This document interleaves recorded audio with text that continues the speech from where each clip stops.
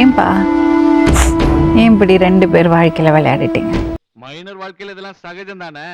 என்ன பண்ணனு கேளுங்க மேடம். என்ன பண்ணா? சின்ன சின்ன சண்டைக்கெல்லாம் அம்மாட்ட கோச்சிட்டு போறாங்க. ஏதோ ஒரு நாள் இருந்தா பரவாயில்ல தம்பி, மேடம். அதுக்கு நீ இன்னொரு பொண்ணு கூட போவாங்களா?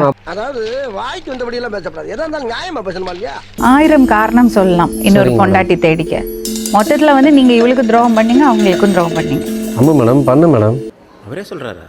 Very good very good. ஒரு ஹஸ்பண்ட் அண்ட் ஒய்ஃப்ல பல பிரச்சனைகள் madam. வரும். அதுக்காக இன்னொரு வாழ்க்கையை தேடிட்டு போறதா? அவ பார்க்கல, அவ குறை சொன்னா, அவ ஒதுக்கி வச்சா, எத்தனை இப்ப எல்லாமே தப்பு. ஆமா மேடம், வீட்டு உள்ள போனவனே ஒரு சண்டை வாங்கலாமே மேடம். நீ சொல்றதெல்லாம் வாஸ்தவம் தான்டா. சட்டப்படி டிவோர்ஸ் வாங்குங்க, வாங்கிட்டு madam. இன்னொரு கல்யாணம் பண்ணுங்க. சரி அதை madam. விட்டுட்டு இப்படி 2 பேரும் ஏமாத்திட்டு இருந்திருக்கீங்க.